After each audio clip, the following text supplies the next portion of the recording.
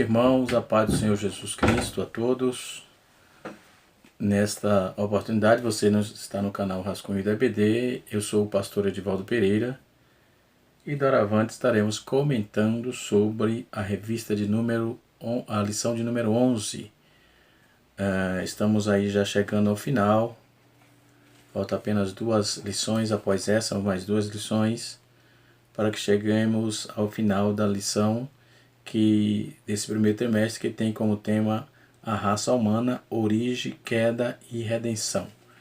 Louvemos a Deus, porque até aqui nos ajudou o Senhor e estamos agradecidos por essa oportunidade. Glória a Deus. Baseado nessa questão, irmãos, nós temos aí a leitura bíblica em classe, que está inserida em 2 Tessalonicenses, capítulo de número 2, o versículo de número 1 ao versículo 15. O texto nos diz assim: Ora, irmãos, não vos rogamos que quanto à vinda do Senhor Jesus Cristo, a nossa reunião com Ele, e que vós não vos abaleis facilmente em vosso entendimento, e não vos perturbeis nem por espírito, nem por palavra, nem por conta, nem por carta, como qualquer escrita por nós, como se o dia de Cristo já estivesse perto.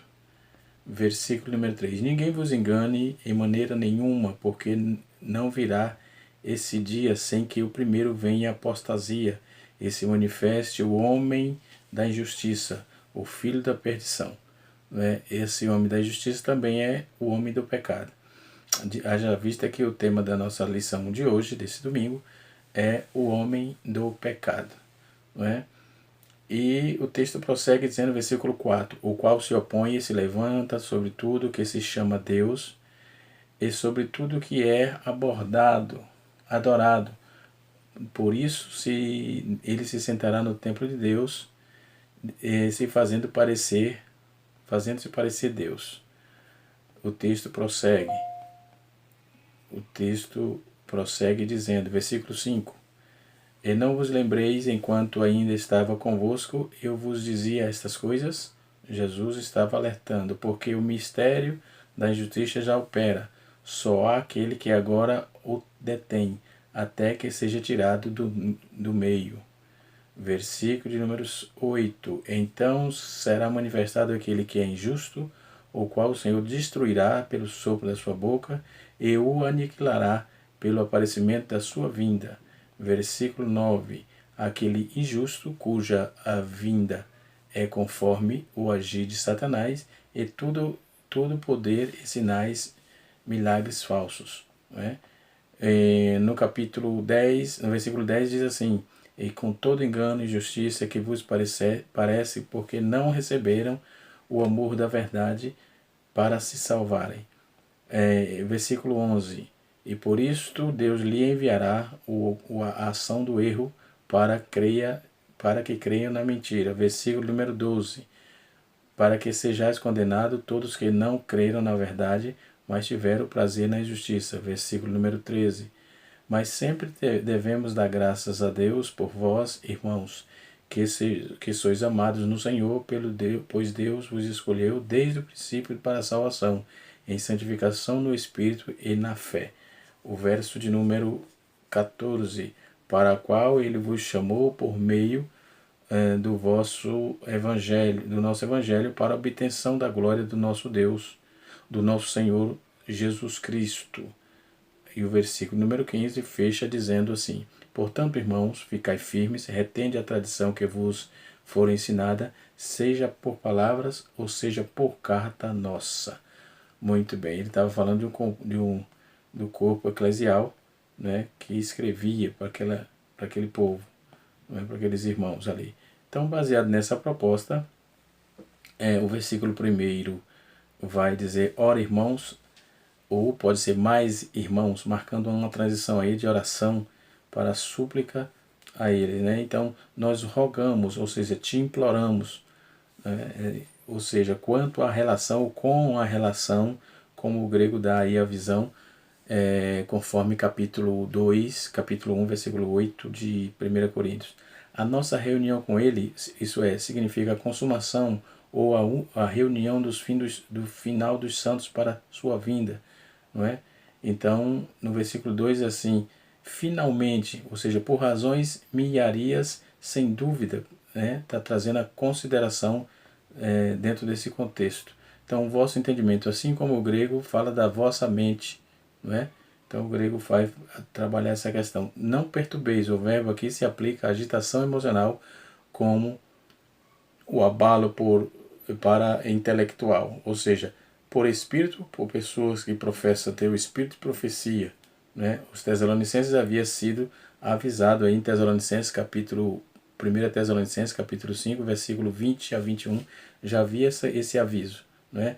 Para provar tais profecias professada para assegurar somente aquilo que é bom, por palavras, não é? Conforme está escrito no capítulo 2 de 2 Tessalonicenses, que é a leitura bíblica, versículo 5 e versículo 15, ele repete a mesma frase. Alguma palavra ditada aí, é alegado que o de Paulo, ser comunicado oralmente, a tradição oral estava sujeita a tal perversão, né? Naquela era, na era apostólica. E assim sucessivamente. Então nós temos nesse domingo a nossa lição, que nós vamos ter que definir agora o que é anticristo, né? A palavra anticristo, a palavra anti sempre vai soar como contra, então o significado é contra, né?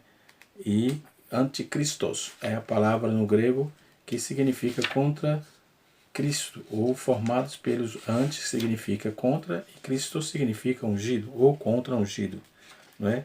E assim sucessivamente. Então, o nobre escritor vai trabalhar aqui o homem do pecado, vai trabalhar no segundo tópico a missão do homem do pecado, e no terceiro tópico ele vai trabalhar a destruição do homem do pecado. Entendeu? Então vamos para a nossa aula propriamente dita. Não é? É claro que temos que trazer a etimologia da palavra anticristo. Então, o que é isso? Será o opositor de Cristo e o maior representante de Satanás no futuro, também chamado de besta que emerge do mar.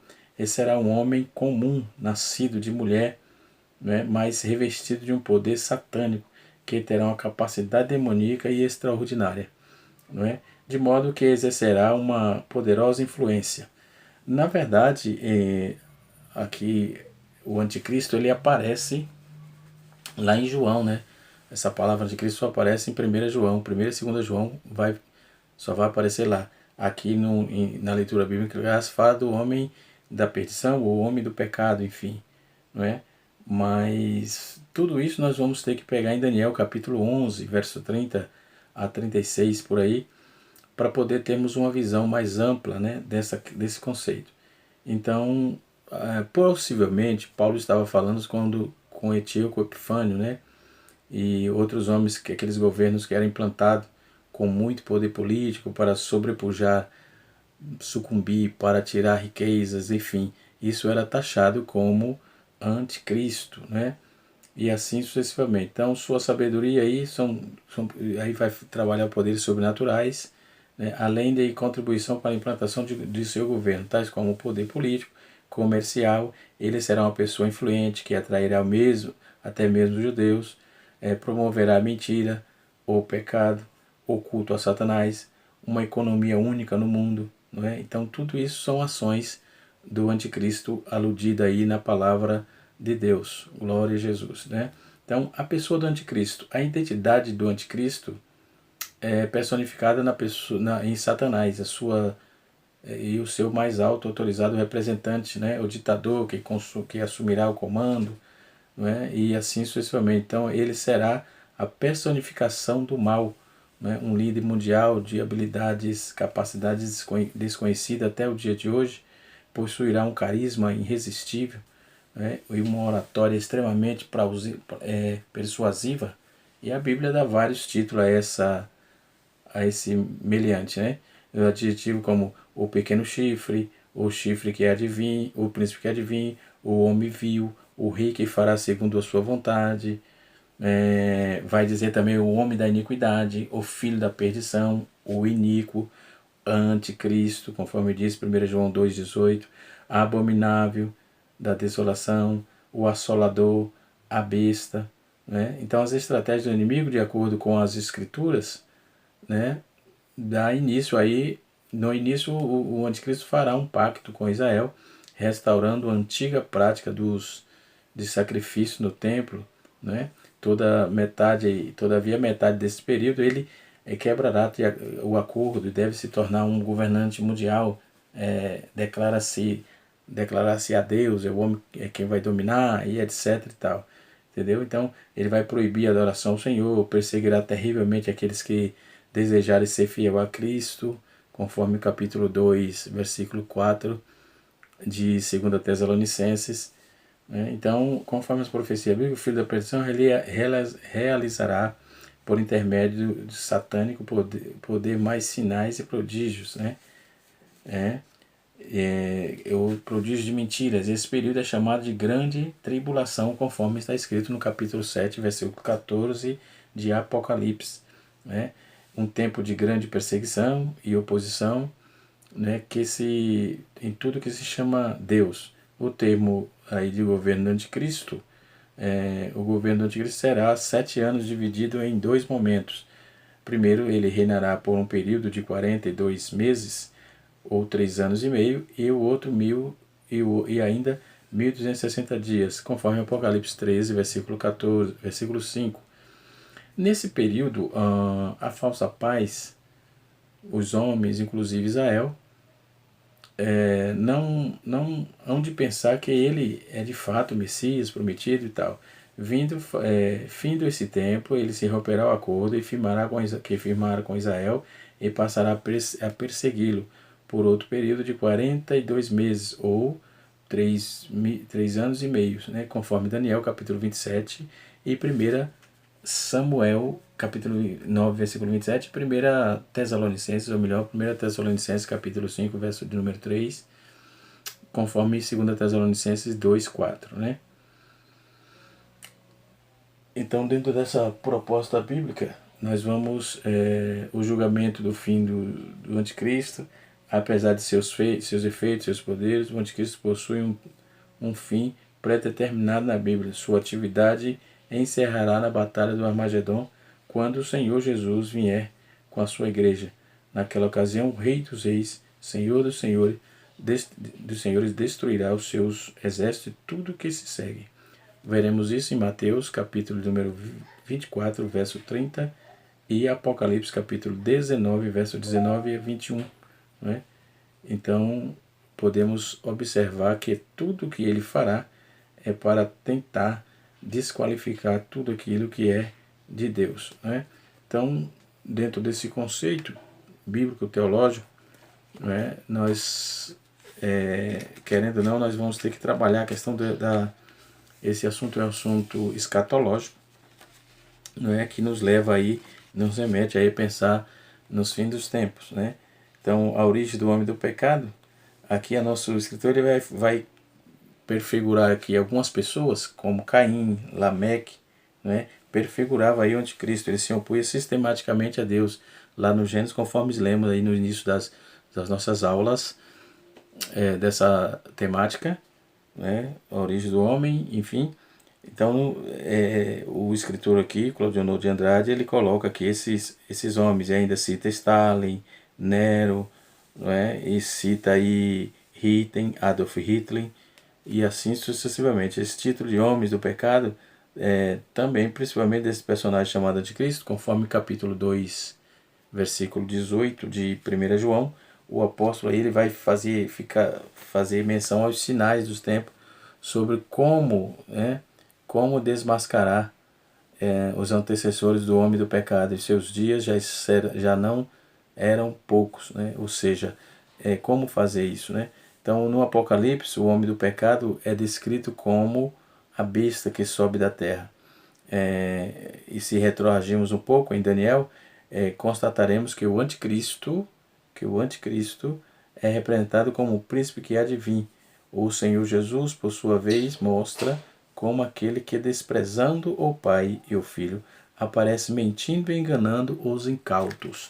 não é? Então a Bíblia, a nossa lição, ela está muito bem embasada, não é? E assim sucessivamente. A natureza desse meliante, do homem do pecado, será de tal forma usada por Satanás que chegará a ser confundido com ele, conforme o texto no capítulo 2, versículo 9 de 2 Tessalonicenses. Não é? Paulo vem trazendo essa ideia. Então, existia Etíoco Epifânios e outros assim, e esses homens tipificavam muito a ruindade, a égide maligna que era impregnada nesse meliante, nesse ser ardiloso, né? Chamado anticristo. A força do maligno que realizará grandes sinais, prodígios, induzindo a humanidade a recepcioná-lo como fosse o próprio Deus, enfim, isso já falamos, né? Então, dentro desse contexto, nós vamos trabalhar com a proposta de que a missão dele, qual a missão do anticristo, né? Qual a sua atuação? A missão do anticristo no mundo, ela vem trazendo aí meios para a gente refletir, né? Refletir dentro da temática. Então, ao falar sobre o anticristo, o homem do pecado, o apóstolo João não estava se referindo unicamente a assuntos escatológicos. Ele estava também advertindo seus leitores de um espírito que ameaçava a igreja naqueles dias, naquele período, em que está em ampla atuação hoje, um espírito que nega a divindade e o senhorio de Jesus. Tem várias pessoas já trabalhando nessa proposta. Jesus deixa bem claro que já é a última hora, vindo que a vinda de Jesus está próxima, conforme 1 João capítulo 4, não é? E assim sucessivamente. Muitos os sinais da volta de Cristo poderá ocorrer a qualquer momento. Um dos sinais é a operação do anticristo. De acordo com João, o espírito dele já está no mundo, não é? João capítulo, primeira epístola de João, capítulo 15, capítulo 4, aliás, versículo 3, e exercerá um domínio sobre todas as nações. Daniel fala a respeito do governo do anticristo, mostrando aí que este será de grande influência, né? Então, a plataforma do anticristo atualmente é observarmos o fortalecimento das grandes organizações geopolíticas e a unificação dos blocos econômicos através do globalismo, assunto que falamos na lição passada, né? Na verdade, trata-se de uma preparação para o único governo mundial, pois, de acordo com a palavra de Deus, o anticristo assumirá o grande poder, conforme está inserido aí, grande poder político, em Daniel capítulo 7, versículo 8. Né? Então, toda essa demanda comercial, religiosa, Daniel capítulo 8, versículo 25, ainda Apocalipse capítulo 13, versículo 16 e 17. Segundo a Bíblia, segundo as Escrituras, ele terá o controle da economia mundial. Veja o que está escrito em Apocalipse capítulo 13, versículo 16 e 17. Não é? E a aparição do anticristo, alguns pregadores, escritores, já diante de grandes acontecimentos históricos e personalidades, acabam afirmando aí que esse determinado líder político ou líder religioso é o anticristo. Né? Então, na verdade, também existe muita alegoria em volta desse tema. O negócio é ler a palavra de Deus, pegar os fatores históricos, lembrar que tinha alguns homens taxados assim, que era taxado como fazia papel de tirano mesmo. Não é? Então, isso era taxado desse jeito, mas haverá sim o anticristo escatológico, não é? Tem um anticristo histórico, mas temos sim o escatológico, né? O anticristo ele usará os sinais mentirosos para se impor, né? Para atrair seguidores, porém só conseguirá enganar aqueles que rejeitarem e crerem na verdade. Não é? Conforme está escrito em 2 Tessalonicenses, capítulo 2, versículo 10 e 12, a Bíblia descreve o anticristo como um dono de uma grande habilidade. É intelectual, não é? Conforme Daniel 7:20.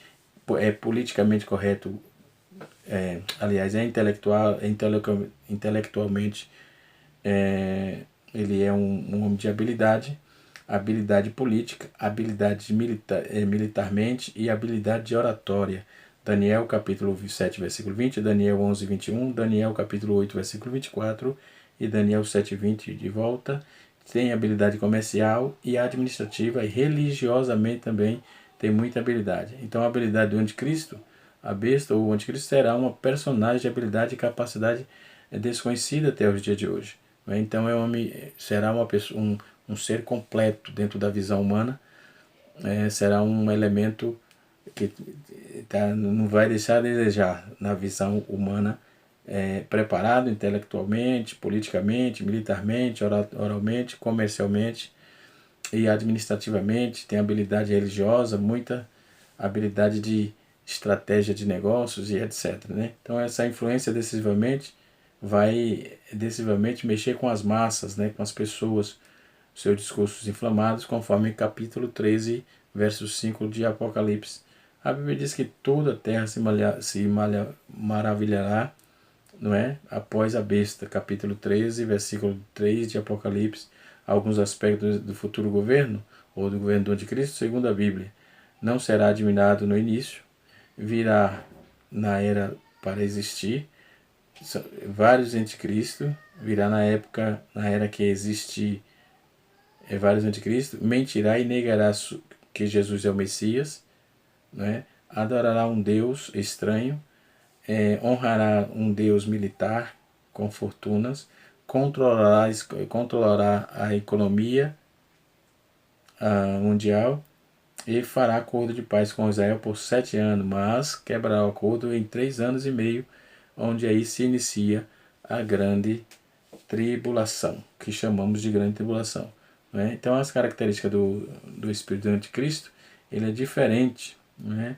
Que virá muitos anticristos, já se manifestam e tal. Além destas que já existem, os falsos profetas, homens enganadores que fazem de cristão para, se possível, enganar a igreja. De fato, atesta a advertência do apóstolo João quanto à realidade do espírito anticristo que já está operando, né?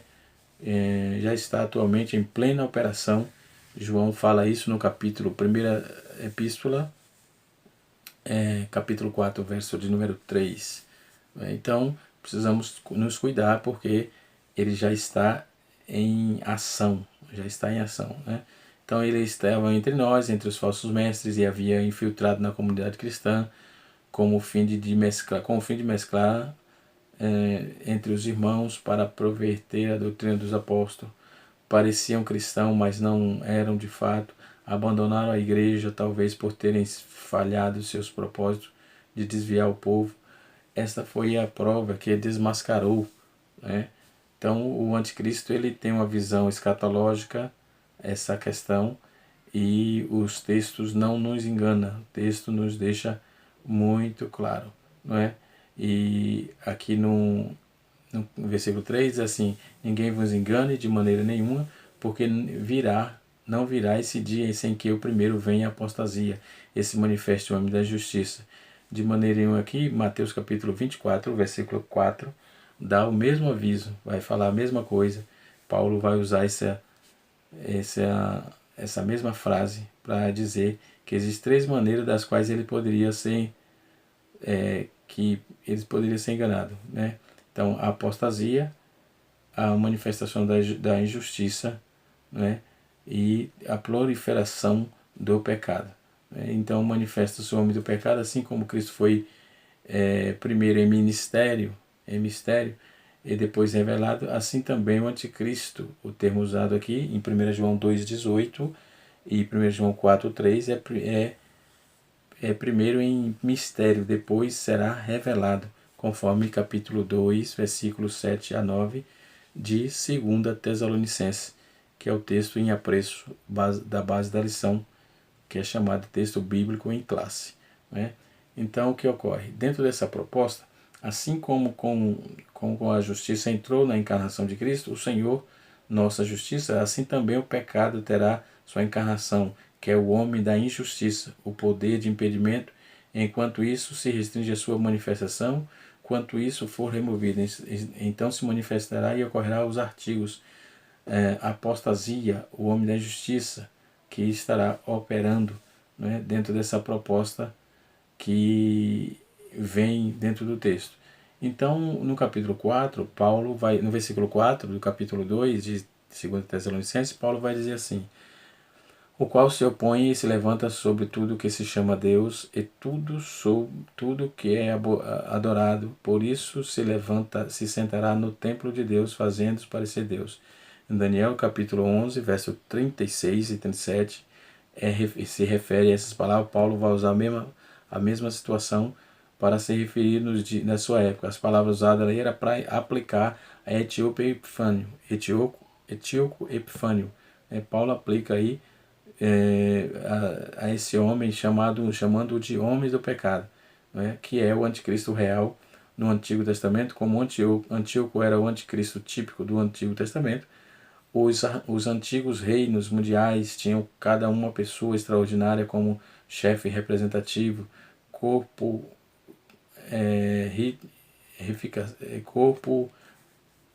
corporificação. Babilônia teve Nabucodonosor, Medo-Persa teve Ciro, a Grécia teve Alexandre, Etíoco Epifânio, precursor do anticristo. Então essas nações elas tinham esses meliantes que eles tomavam conta do povo, mexia na religião, mexia em tudo quanto é coisa. Então eles dominavam, né? Então Paulo estava se referindo a isso. Então, quanto ao último reino mundial sobre o qual nós agora vivemos, terá um cabeça, né? A incorporação concentrada, todo o pecado, a iniquidade sem lei que restringia, que estiveram lá em Roma, pagão e papal.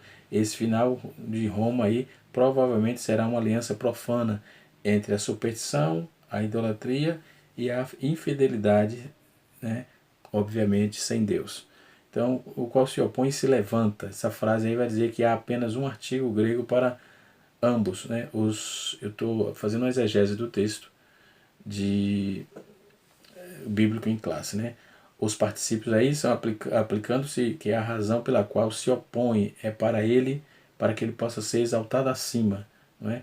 Toma aí uma sentença aí, absolutamente que aquele que suporta Cristo, isto é, o anticristo, como na conclusão do período do Antigo Testamento, Israel apostata-se e aliou-se com o poder mundial pagão contra Jesus e seus discípulos, né?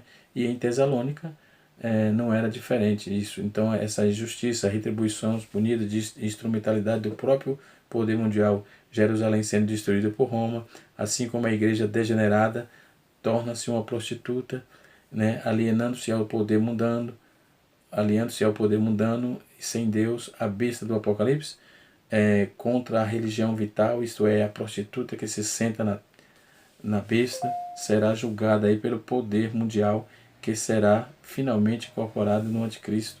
Nesta epístola primitiva, a igreja aí, judaica apóstata como prostituta, a Roma pagã como a besta, forma um pano de fundo histórico, não é?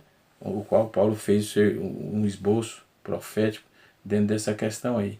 Né? E Paulo também citou isso nas epístolas pastorais, as quais mais tarde eles vai oferecer uma conexão aí, apontando para o gnosticismo, né? Então, na época que havia infectado a igreja, a prostituta, ou seja, a igreja apóstata, é a primeira a ser julgada pelo poder da besta, ou seja, o poder do mundo.